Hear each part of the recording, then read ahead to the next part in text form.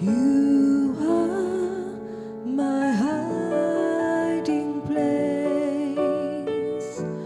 You always fill my heart with song of deliverance.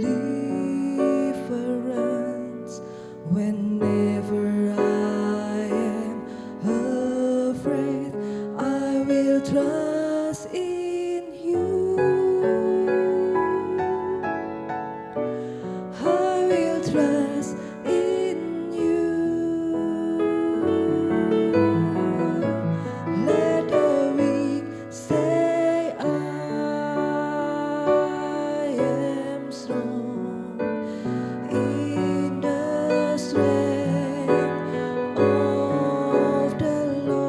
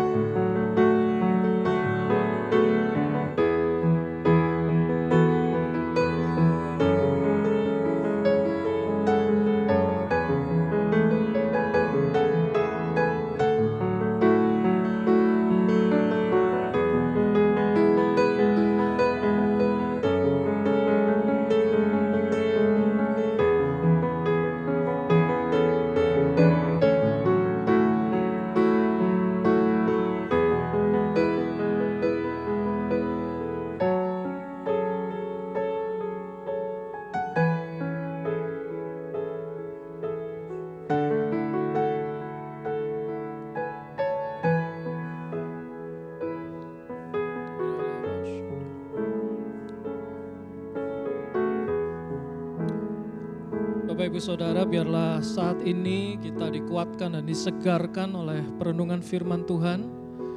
Sebelum kita beristirahat di malam hari ataupun kita memulai aktivitas kita di pagi hari.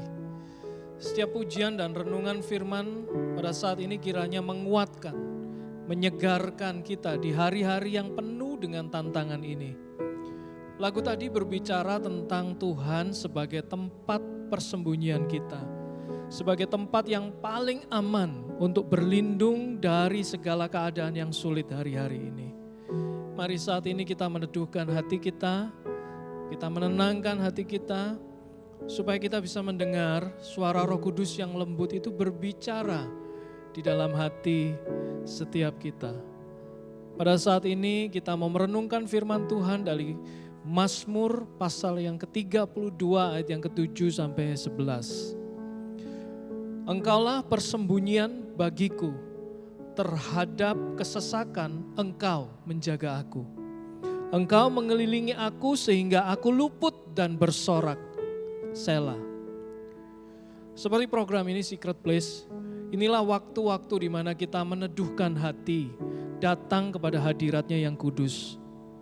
Jika hari-hari ini Bapak Ibu Saudara kita dikelilingi oleh begitu banyak berita yang negatif, kita dikelilingi oleh begitu banyak kondisi yang menyesakkan hati kita, yang membuat kita menjadi cemas, membuat kita menjadi galau, membuat kita menjadi takut. Tetapi firman Tuhan pada saat ini mengatakan bahwa sesungguhnya Tuhanlah yang mengelilingi kita. Tuhan yang mengelilingi kehidupan kita. Tuhanlah yang mengitari kita. Dia ada di sekeliling kita. Dan saya percaya bahwa janji Tuhan ini diberikan kepada kita untuk meneguhkan bahwa Dia adalah Tuhan yang tidak pernah meninggalkan kita barang sedetik pun. Inilah janji-janjinya. Dialah tempat persembunyian kita. Di dalam kesesakan Tuhan menjaga kita. Apapun yang sedang kita alami hari-hari ini, apapun yang sedang kita hadapi, tantangan yang sedang kita hadapi saat-saat ini, percayalah bahwa Dialah tempat persembunyian kita. Dan di dalam kesesakan Tuhan akan melepaskan kita, menjagai kita. Bahkan Dia mengelilingi kita sehingga kita luput. Dan bukan hanya luput, kita bersorak-sorai, kita bersyukur atas kelepasan yang Tuhan berikan. Di ayat yang ke-8 dikatakan, aku hendak mengajar dan menunjukkan kepadamu jalan yang harus kau tempuh. Aku hendak memberi nasihat, mataku tertuju kepadamu. Banyak orang hari-hari ini Bapak Ibu Saudara merasa bahwa mereka kehilangan jalan. Mereka enggak tahu harus mengambil jalan yang seperti apa. Jalan yang ditempuh harus seperti apa. Bahkan ada yang di dalam persimpangan. Atau bahkan ada juga yang tidak melihat bahwa di depan itu ada jalan. Sepertinya semua menjadi jalan buntu buat dia. Firman Tuhan mengingatkan kita bahwa sebelum kita tahu jalan mana yang harus diambil, Tuhan mau mengajar, Tuhan mau memberi nasihat kepada kita lebih dahulu. Di dalam terjemahan lain dikatakan bahwa Tuhan itu mau mengajar dan memberi pengetahuan, memberikan hikmat, memberikan tuntunan. Sehingga ketika Tuhan itu memberikan pengajaran, Tuhan itu memberikan pengetahuan, kita menjadi tahu jalan mana yang harus kita tempuh. Tuhan mau mengajar dan mau memberi nasihat kita lebih dahulu. Supaya apa? Supaya kita tidak berjalan dengan perasaan dan keinginan kita sendiri. Tuhan tidak ingin kita berjalan dengan kemauan kita sendiri yang terkadang itu kita menuruti hawa nafsu kita, menuruti semua keinginan kita. Tetapi saya bersyukur bahwa Tuhan yang kita sembah, Dia Tuhan yang sabar. Dan ayat ini katakan bahwa mataku tertuju kepadamu. Mata Tuhan itu tertuju kepada setiap kita. Mata Tuhan tertuju kepada saudara dan saya. Pada saat ini, dimanapun kita berada, apapun yang sedang kita hadapi, kita melihat tayangan ini Secret Place, kita tahu bahwa Tuhan sedang melihat kita. Mata Tuhan tertuju. Tuhan mau bersabar dan mengarahkan matanya kepada setiap kita. Dan mari kita merendahkan hati kita supaya kita menerima pengajaran. Kita menerima pengetahuan itu dari Tuhan. Kita menerima hikmat itu dari Tuhan. Ayat yang ke-9 dikatakan, janganlah seperti kuda atau bagal yang tidak berakal, yang kegarangannya harus dikendalikan dengan tali les dan kekang. Kalau tidak, ia tidak akan mendekati engkau. Firman Tuhan mengingatkan kita untuk kita tidak bertingkah laku seperti kuda yang beringas, liar, tidak bisa diatur. Jangan juga seperti keledai yang keras kepala, yang bodoh, yang seringkali jatuh kepada kesalahan yang sama. Firman Tuhan mengingatkan kita bahwa jangan sampai kita berperilaku seperti ini, tidak berakal, menolak pengetahuan, menolak pengajaran yang dari Tuhan. Tetapi mari pada saat ini kita mau merendahkan hati kita, menerima pengajaran dari Tuhan, menerima hikmat dari Tuhan. Dan biarlah Tuhan melembutkan hati kita saat ini, Roh Kudus melembutkan hati kita, supaya kita menerima pengajaran itu dengan sukacita. Tuhan menuntun kita, sehingga kita tahu jalan mana yang harus kita tempuh. Di ayat yang ke-10 dikatakan banyak kesakitan diderita orang fasik. Tetapi orang percaya kepada Tuhan dikelilinginya dengan kasih setia. Wow. Sekali lagi firman Tuhan mengingatkan kita bahwa kehidupan orang percaya dikelilingi dengan kesetiaan Tuhan. Dikelilingi dengan pribadi Tuhan yang setia. Kita bersyukur bahwa Allah yang kita sembah di dalam nama Yesus Kristus adalah Tuhan yang setia, yang tidak pernah meninggalkan umatnya sedetik pun. Mungkin kita merasa terhilang, mungkin kita merasa terbuang dari hadapan Tuhan. Tetapi firman ini mengingatkan kita bahwa kita ini orang-orang percaya kepada Tuhan, orang benar, dikelilinginya dengan kasih setia. Jangan sampai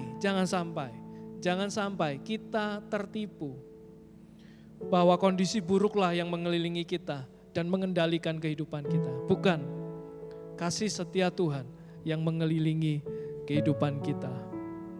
Bapak Ibu Saudara dimanapun kita berada saat ini, percayalah sampai hari ini Tuhan masih bekerja. Tuhan masih rindu untuk memulihkan kehidupan saudara dan saya. Tuhan sampai hari ini tidak meleng, tidak mengarahkan matanya kepada yang lain. Tetapi Alkitab tadi katakan bahwa matanya tertuju kepada setiap kita. Memang banyak kesakitan di sekitar kita, tetapi percayalah, orang benar, orang percaya kepada Tuhan, hidupnya dikelilingi dengan kesetiaan Tuhan, dikitari dengan kesetiaan Tuhan. Ayat yang ke-11, bersukacitalah dalam Tuhan dan bersorak-soraklah hai orang-orang benar, bersorak-sorailah hai orang-orang jujur. Firman Tuhan mengatakan bahwa bersukacitalah dalam Tuhan, bukan di dalam hal-hal yang lain. Mungkin ketika kita bersuka terhadap hal-hal yang lain, itu bisa menimbulkan kesenangan di dalam diri kita. Fasilitas kita, hiburan dari dunia ini, mungkin itu bisa menyenangkan hati kita, membuat kita senang, membuat kita gembira, membuat kita bersuka cita. Tetapi ketahuilah bahwa kesenangan itu tidak berlangsung lama. Kesenangan itu tidak selama-lamanya. Itu bisa muncul sebentar dan kemudian hilang. Dosisnya perlu ditambah, kapasitasnya perlu ditambah terus-menerus.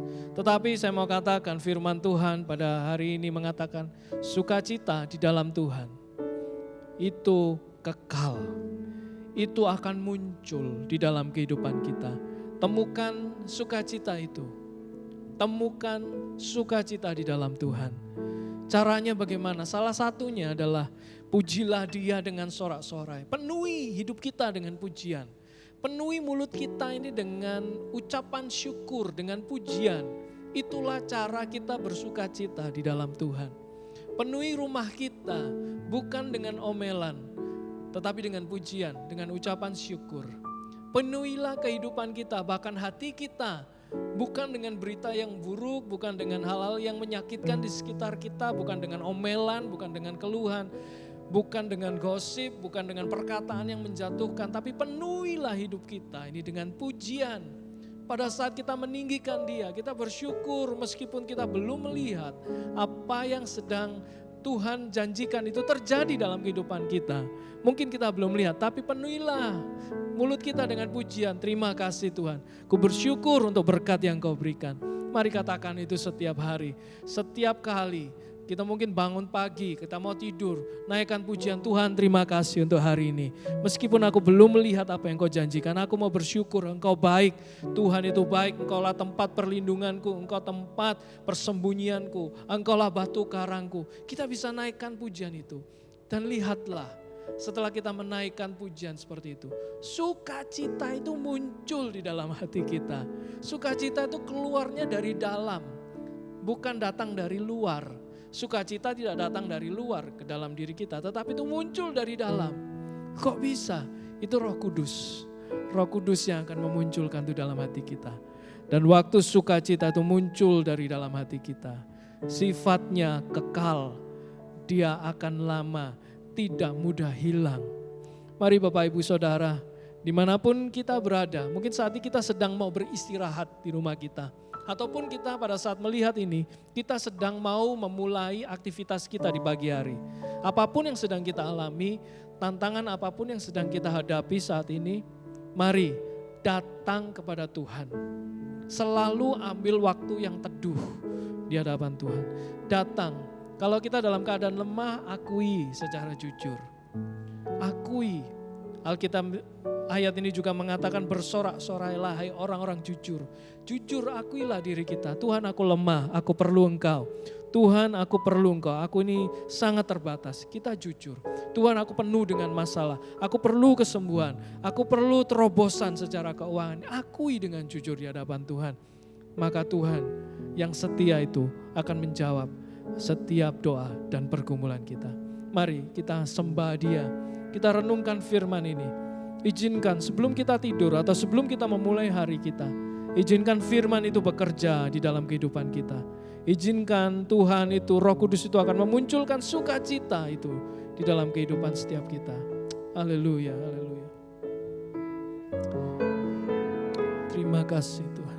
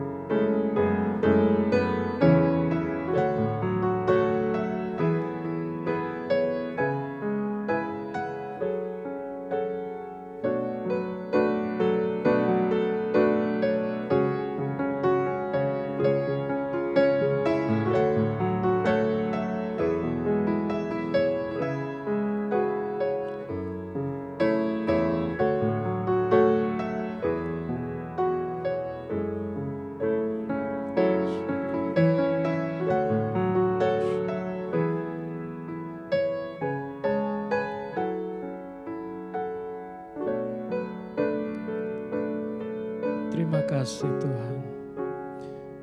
Malam hari ini kami mau datang mendekat kepada Allah perlindungan kami. Kami mau masuk ke tempat persembunyian kami, yaitu Tuhan sendiri. Terima kasih untuk setiap janji-Mu bahwa pada saat kesesakan Engkau menjaga kami dan Engkau mengelilingi kami dengan kasih setia-Mu.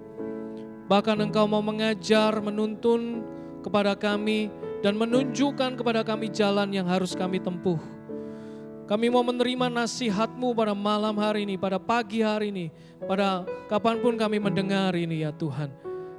Kami percaya, kami mengimani firman-Mu, dan kami tahu bahwa saat ini mata-Mu Tuhan, mata Allah tertuju kepada kami. Kami mau menjadi pribadi yang mau diajar, yang mudah dibentuk. Kami bersyukur bahwa Engkau Tuhan yang tidak pernah meninggalkan kami. Pada saat ini hamba-Mu berdoa Tuhan, apapun yang sedang dialami oleh anak-anak-Mu Tuhan, yang dialami oleh jemaat-Mu dimanapun mereka berada, kesesakan, kecemasan, ketakutan, kekhawatiran, kegalauan di dalam hati mereka, jalan buntu, keputusasaan, depresi, apapun yang sedang mereka hadapi, Tuhan Engkaulah perlindungan bagi mereka. Engkau nyatakan diri-Mu pada saat ini ya Tuhan, mujizat-Mu terjadi. Bahkan Tuhan secara khusus mau berdoa untuk mereka yang saat ini membutuhkan kesembuhan dari Engkau. Membutuhkan kesembuhan, yang mengalami kondisi yang tidak enak badan, yang mengalami kelelahan secara fisik, yang mengalami gangguan kesehatan, bahkan mengalami sakit penyakit. Tuhan berdoa pada saat ini, mujizat Tuhan terjadi. Kuasa Allah dinyatakan. Kuasa Tuhan dinyatakan. Ada mujizat Tuhan terjadi. Ada pemulihan terjadi. Ada kesegaran terjadi. Terima kasih Tuhan, terima kasih. Pada saat ini ya Tuhan, kami membuka hati kami menerima pengajaran dari Roh Kudus. Menerima suara yang lembut itu berbicara kepada kami. Biarlah kami terus berjumpa dengan Engkau di waktu-waktu teduh kami. Di saat kami mengambil saat teduh, Engkau menjumpai setiap kami. Terima kasih Tuhan. Terima kasih.